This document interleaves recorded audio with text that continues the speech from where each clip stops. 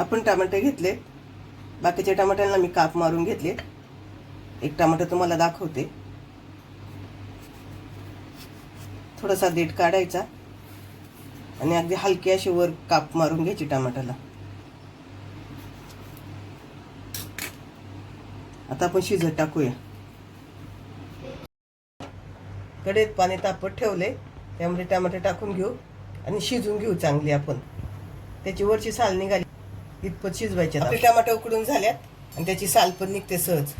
आता मी साल काढून घेते आणि नंतर मिक्सरला बारीक करून घेऊया।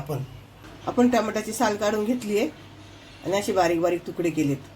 तर त्यामध्ये थोडेसे आपण डाळ टाकणार आहे, त्यामध्ये थोडीशी भाजकी डाळ टाकणार आहे आपण। आणि आता मिक्सरला मी बारीक करून घेते, पाणी न टाकता बारीक करायचं। तेल तापले, तेलामध्ये मोहरीला छान तडतडून द्यायचं।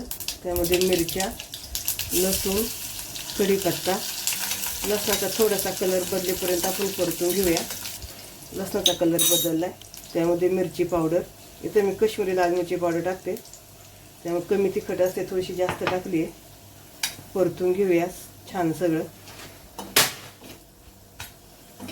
टमाटे बारीक केलेले ओतायचे, गॅस बारीक केलाय।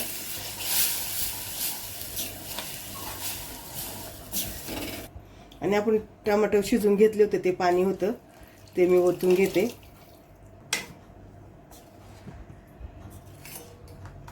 त्यामध्ये अजून थोडंसे जास्तीचं पाणी होती, ते थोडंसं घट्ट झाल्यामुळे मी अजून वर थोडंसं पाणी ओतलंय। आपण त्याला उकळी येऊन देऊया। आपल्या टमाट्याच्या साऱ्याला उकळी आली आहे। चवीनुसार मीठ टाकून घेऊ आणि गूळ टाकूया। तुमच्याकडे गूळ नसेल साखर टाकली तरी चालेल। आणि आता चांगलं 1 ते 2 मिनिटं आपण उकळून घेऊ त्याला। खळखळा उकळी आली पाहिजे। कलर बघा किती छान आलाय आणि घट्ट पण झाले, एकदम पातळ असं झालं नाही पाण्यासारखं। यात आपण कुठचंही प्रकारचं वाटण टाकलं नाही तरी पण छान झाले आपलं टमाट्याचा सार छान उकळाय। आपण गॅस बंद करू आणि खाण्यासाठी तयार झालं इथं आपलं टमाट्याचा सार।